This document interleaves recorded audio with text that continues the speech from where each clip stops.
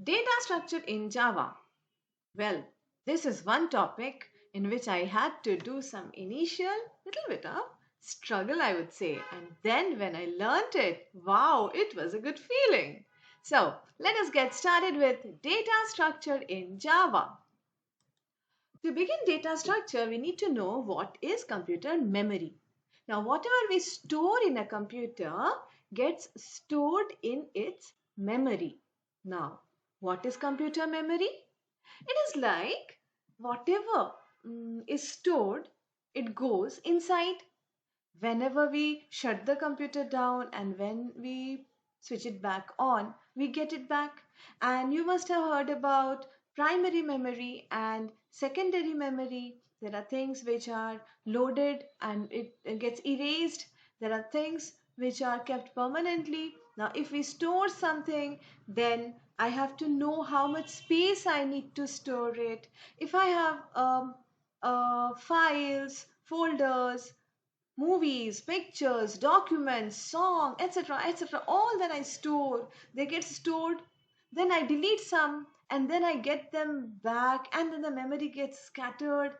Then I have to defragment and compact, and sometimes I have to refresh the computer and get the amount of free storage. These all together falls under the category of memory handling. And here we are going to learn about when we write a program, then wow, why and how do we handle variables? How do we make sure that whatever variables I'm using, they are safe? If there are multiple processes that are using the memory of the computer, like these days we use multiprocessor system, we do not use single user system, single process system, isn't it? Earlier days they used to have one computer, one process, but these days we have multiple processes. Therefore, the various processes will require to keep their data and read that, work on that, and therefore different processes must be given different chambers to store their data.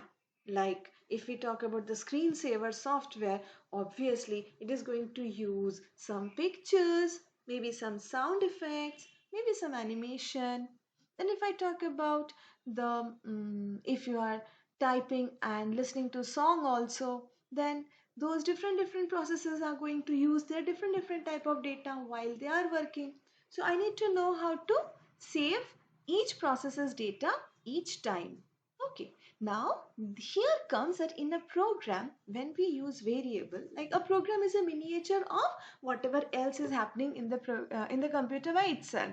So whatever happens through a program, and the programs that we are learning there, wherever we use variables, those variables need to be stored somewhere inside the computer's memory. Okay, now what is computer memory?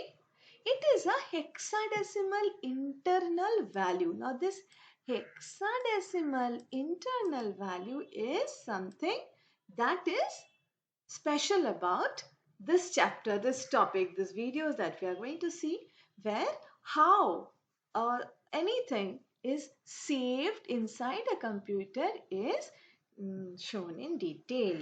This hexadecimal internal values are the cell numbers. So whatever a computer's memory's size is, if you remember, memory size is told in terabyte these days. If you have your hard disk, you will know how many terabytes your computer's memory is.